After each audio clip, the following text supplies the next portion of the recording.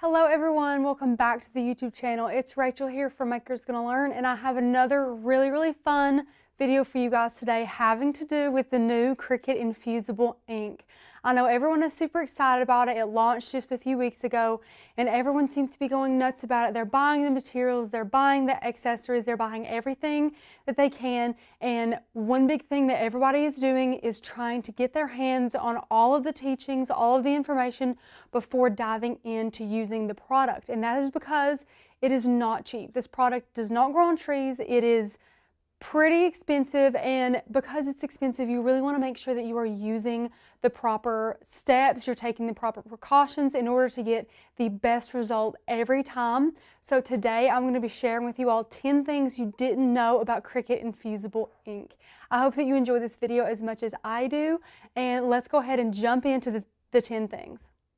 Number 1, it is recommended for you guys to use the Easy Press 2 on the infusible ink, but there are settings to where you can use the first generation Easy Press. Now, because the first generation Easy Press cannot get as hot as the second generation Easy Press, it might not transfer the ink as vibrantly as you see the Easy Press 2 transferring it, but that is okay. If you have an Easy Press 1 and you're wanting to use that, it will still be fine, but they do recommend using the Easy Press 2, but it's not impossible to use your first one.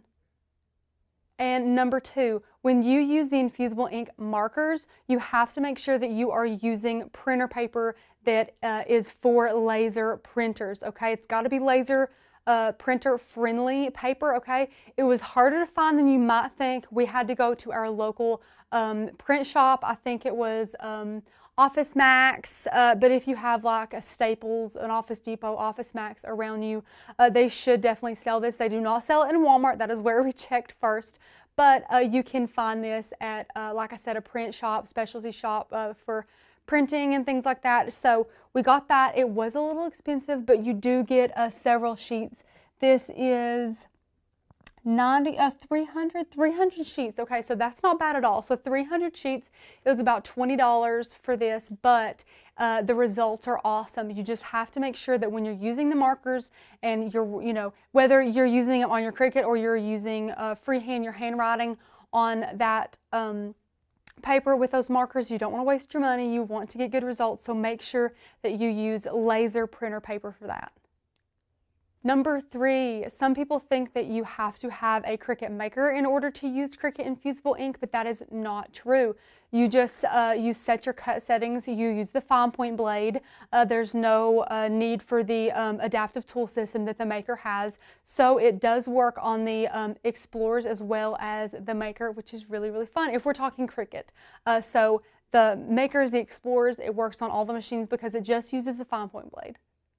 Number 4 is that Cricut infusible ink does work best with the Cricut brand blanks, but we have found some workarounds. There are some little hacks that you can use, and we know that the shirts that Cricut uses are 95% polyester and 5% spandex. So if you can go out and find a shirt with a very high poly content, like this Hanes one, this is a cool dry Hanes shirt. We got this at a 2-pack from Amazon for $14, so $7 a shirt compared to $10.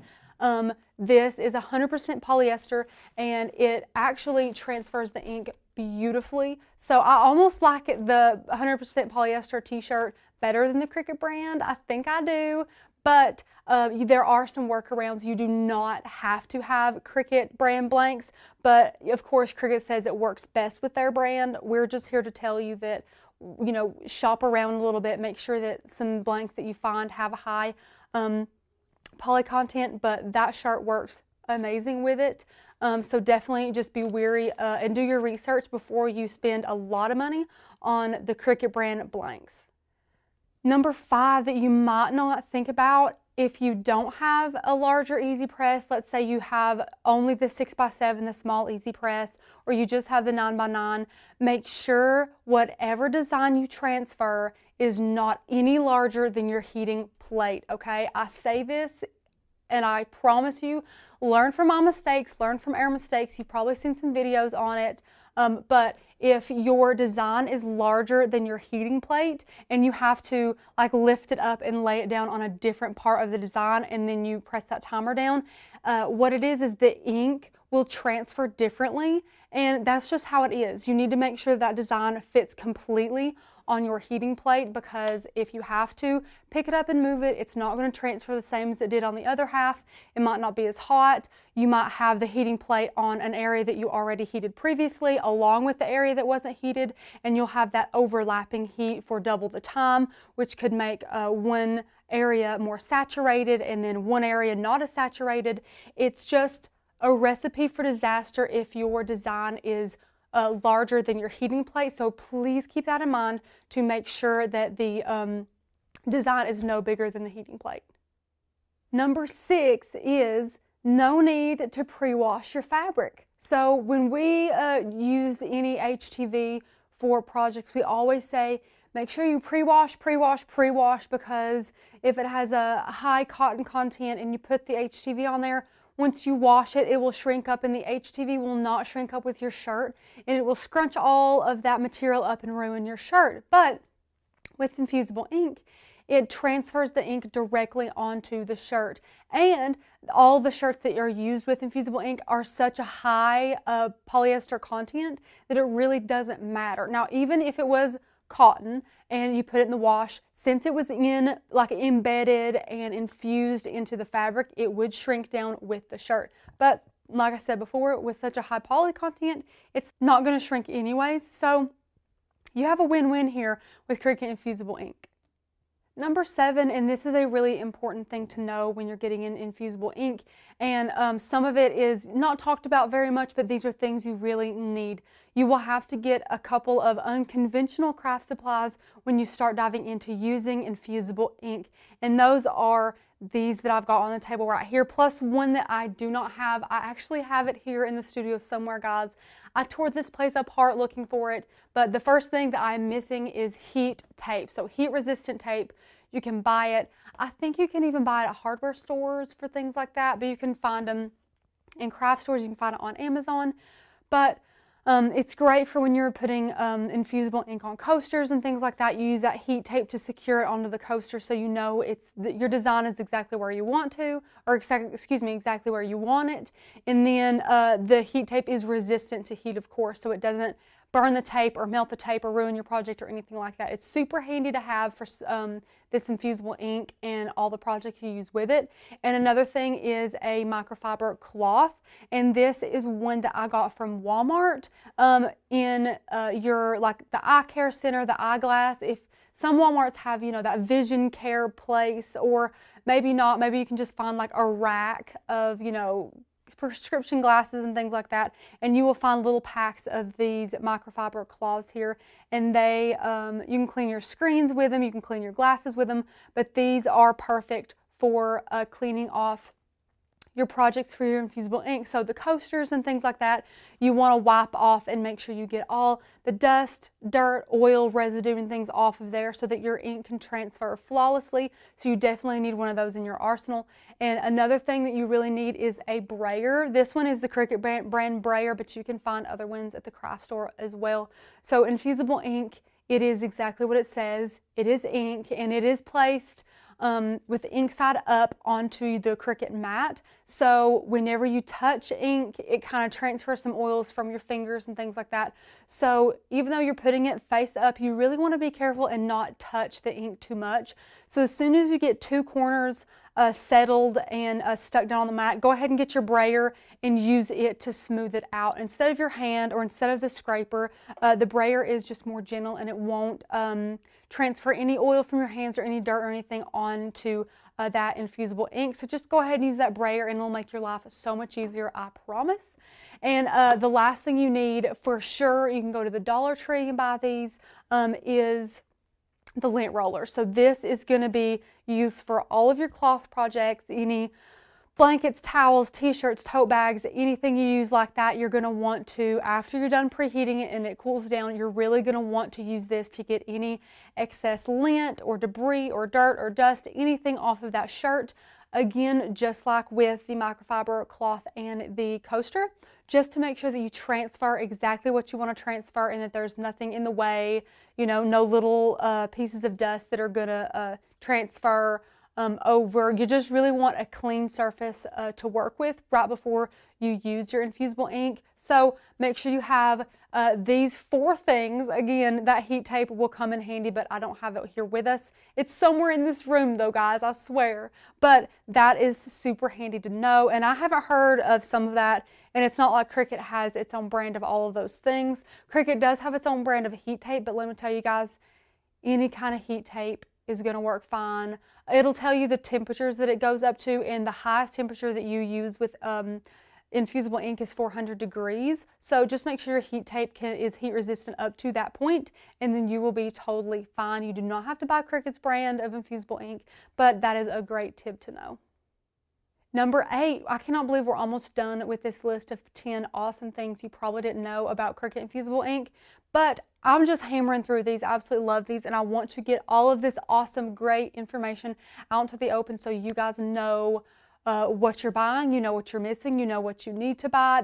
Some of these are do's and don'ts. I know these guys help so much. But number 8 is, unlike other projects, just like HTV projects, you do not need to use much pressure at all, if any pressure, when using infusible ink onto your easy press. So a lot of the times we say to use a lot of pressure, so you'll put it down and then you'll really press down that surface. But with infusible ink, you really want to be gentle with it, okay? It can do most of the heavy lifting. So whatever material you're using, like on a t-shirt, you would just set it down and maybe lay your hand on it just for a little bit of stability, but that's about it. Let that timer time down.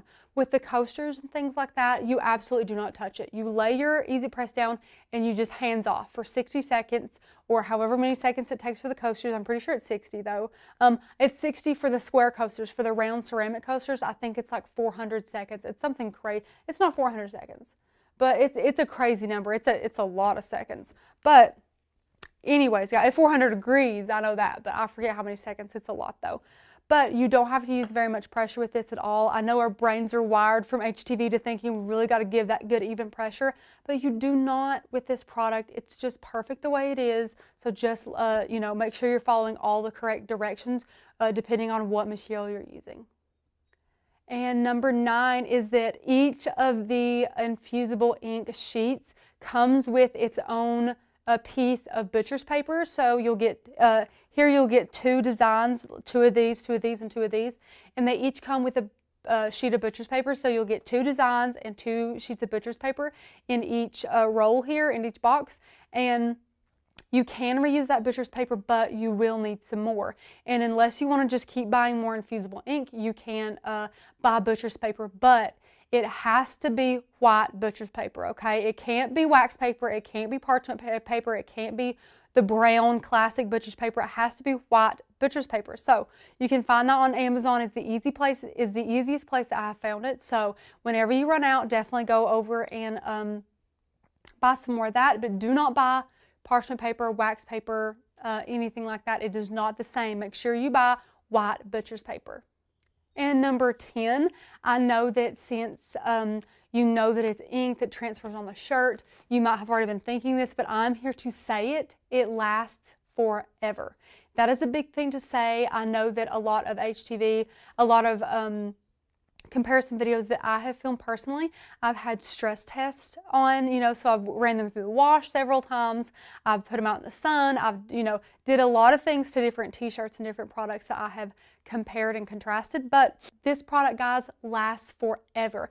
As soon as you infuse it, once it's cool, let it go, okay? You can wash it as many times as you want to wash it and it will not go anywhere. That ink is infused. It's not like HTV where after 20 or so washes it'll start to peel up and flake off and, you know, things like that. It is there and it is there forever. It's a really cool product and I love using it. It's really neat. I love it because it's something completely new. You know, Cricut has come out with some pattern vinyl and this and that, but it's kind of been similar to things that we've already used, so it wasn't like a whole new process, but this is a whole new process.